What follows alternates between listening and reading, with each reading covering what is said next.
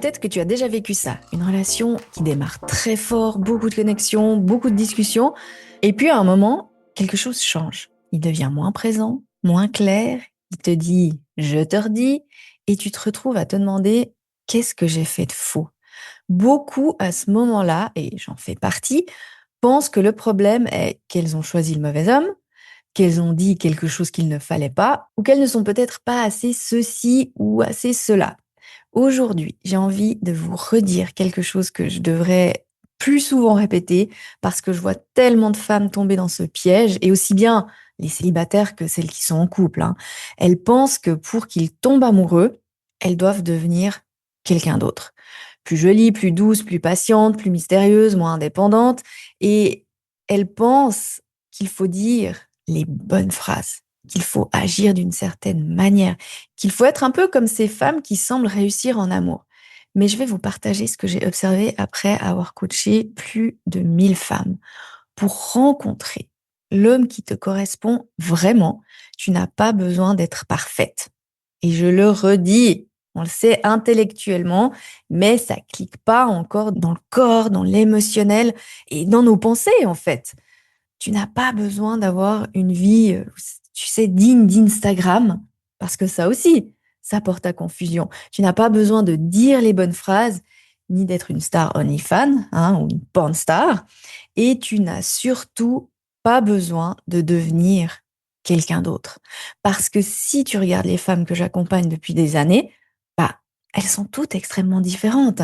Certaines vivent dans des grandes villes, d'autres vivent dans des petits villages, certaines sont entrepreneuses, d'autres employées, certaines sont mamans au foyer, certaines adorent sortir, rencontrer du monde, être très sociales, et d'autres sont beaucoup plus calmes, beaucoup plus introverties. Certaines ont divorcé, d'autres n'ont jamais eu de relation de plus de 2 mois, certaines sont très directes, d'autres sont très sensibles, voire hypersensibles. Certaines sont HP, certaines sont toutes à la fois. Hein, Team Caméléon, hello. Bref, il n'y a aucun modèle unique. Mais il y a quelque chose qu'elles ont toutes en commun, comme toi qui m'écoutes aujourd'hui. Elles ont décidé d'élever la manière dont elles vivent leur relation de couple. Parce que changer son schéma amoureux, c'est pas une question de perfection. Encore une fois, on le réalise intellectuellement, mais c'est pas encore incarné. C'est pas une question d'apparence, c'est pas une question de stratégie de séduction ou de drague. C'est une question de posture intérieure et d'aligner nos actions et nos réactions à cette posture, hein. Team journaling, je pense positif et je fais rien à côté. Bonjour. Parce que c'est allier posture et agissement ou attitude qui change vraiment les choses, hein. Et cette posture, elle repose sur 3 choses fondamentales. La première, c'est la valeur que tu t'accordes.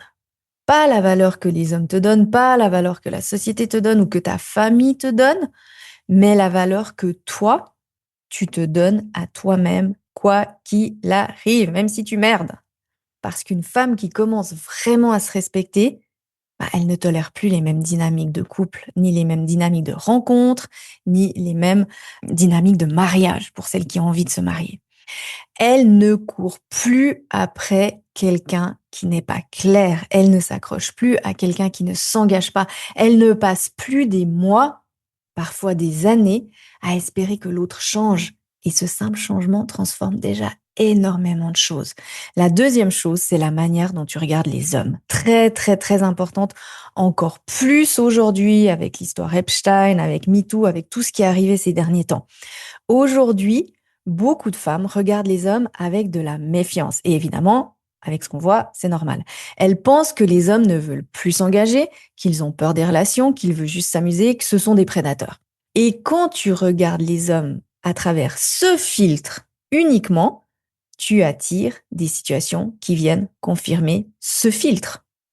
Et tu en vois des preuves encore et encore. Mais quand tu comprends mieux les dynamiques masculines, quand tu changes ton regard, quand tu arrêtes de te positionner dans la peur ou en victime ou en future victime, les interactions deviennent complètement différentes. Oui, il y a des prédateurs, bien sûr. Le monde des bisounours, ça n'existe pas. Mais il y a aussi beaucoup d'hommes bien. Et rappelons que l'humain est programmé pour débattre de ce qui ne fonctionne pas de ce qui fonctionne. Donc, les médias, eux aussi, ils font quoi? Ils débattent de ce qui ne fonctionne pas. Les médias sont le reflet de notre propre programmation. Hein, si Rose et Jack étaient tombés directement amoureux sans entrave, j'aurais pas regardé Titanic 15 fois. On aime ces hauts et ces bas émotionnels, bien sûr. Mais on doit aussi voir ce qu'on ne voit pas, c'est-à-dire que les hommes bien, les hommes géniaux, les couples géniaux, bah, ils font pas de vagues. On les voit pas tout simplement parce qu'ils vivent leur vie. Mais ils existent et je suis sûre que tu en connais. Et la troisième chose, c'est les standards relationnels que tu acceptes. Beaucoup de femmes disent qu'elles veulent une relation extraordinaire. Mais dans les faits, elles acceptent des relations moyennes, des relations floues, des relations où elles attendent, des relations où elles espèrent. Et changer son schéma amoureux, c'est arrêter d'accepter ce qui ne te correspond pas. C'est décider que ta vie amoureuse mérite mieux. Et ce qui est fascinant, c'est que quand une femme fait ce travail intérieur, elle devient naturellement plus elle-même. Elle ne cherche plus à plaire, elle ne cherche plus à dire la bonne chose au bon moment, elle ne se tord plus pour être choisie. Et c'est exactement là que quelque chose de très puissant se produit. Elle devient magnétique. Parce que les hommes ressentent cette énergie. Ils ressentent quand une femme est alignée avec elle-même. Ils ressentent quand une femme ne cherche plus leur validation. Comme toi, tu ressens ça chez les hommes aussi. Et c'est souvent à ce moment-là que les dynamiques changent complètement. Mais il y a un piège dans lequel on tombe toutes à un moment donné ou à un autre. On pense qu'on doit devenir quelqu'un d'autre pour être aimé. Être moins exigeante, être plus cool, être moins intense, être plus facile à vivre. Et en fait, en essayant de devenir quelqu'un d'autre, c'est là qu'on reste coincé dans le même schéma. Parce qu'une relation saine ne commence pas par une version diminuée de toi. Elle commence par une version plus alignée de toi. Et c'est ça que signifie vraiment changer son schéma amoureux. Et je vous dis souvent, hein, pourquoi j'ai pas appelé change ton schéma amoureux, rencontre le bon ou rencontre l'homme de ta vie ou l'amour de ta vie, parce que pour moi, c'était changer son schéma. Je m'en foutais d'avoir le mec si c'était pour me suradapter pendant 35 ans. C'était pas le but. Hein, c'était pas de devenir quelqu'un d'autre, c'était pas d'apprendre des techniques pour qu'il reste avec moi. C'était pas de me transformer pour plaire, c'est de devenir la version la plus authentique, la plus confiante et la plus alignée de toi-même. Et à partir de là, oui, tout change, mais pas par magie, parce qu'en fait, quand cette posture, elle change, ton attitude va changer. Tu ne cherches plus à être la femme qu'un homme pourrait choisir, tu deviens la femme qui choisit. T'imagines être dans cette posture de moi, j'ai le choix. C'est pas juste parce que j'ai rencontré un mec qui me plaît et à qui je plais que je me sens ne pas avoir le choix et que je dois absolument être choisie.